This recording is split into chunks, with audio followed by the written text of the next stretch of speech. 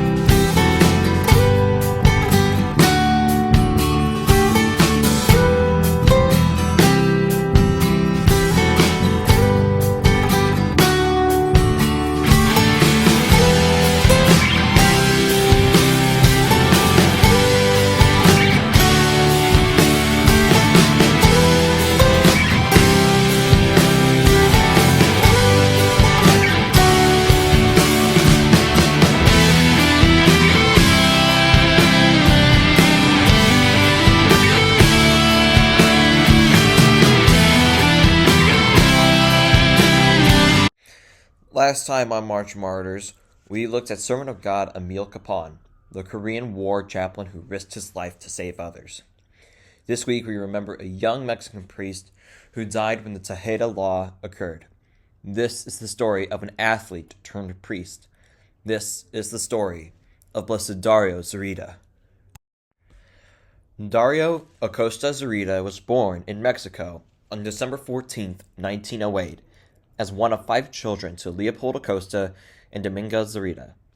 His sole sister was Eliza, while 2 brothers were Heribito and Vicente, then Leopoldo, who was the last.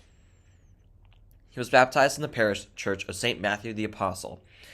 His mother instilled him a Christian education while his father worked as a butcher. His father later died in his childhood, and he was forced to find work to support his mother and his siblings. Bishop Rafael Guizar Valencia visited Veracruz looking for potential seminarians at the time that Zurita had discerned that his call was to that of the religious life, though the bishop refused to accept him, for he was still looking after his mother and was not considered old enough. His mother then traveled to Jalapa to meet the bishop and begged him to accept her son. The bishop relented and allowed him to commence his ecclesiastical studies.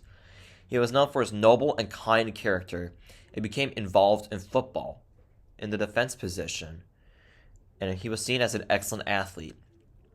Zurita was soon named the captain of the seminarian's football team. Bishop Guizar ordained him to the priesthood on April 25th, 1931, and Zurita celebrated his first Mass at the Assumption Cathedral on May 24th that year. He devoted his pastoral mission to instructing the children in catechism and to the sacrament of confession.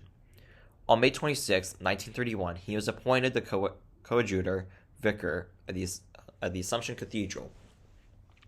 In mid-1931, a law titled Decree 197, later known as the Tejeda Law, was implemented in order to stop the so-called fanaticism of the people.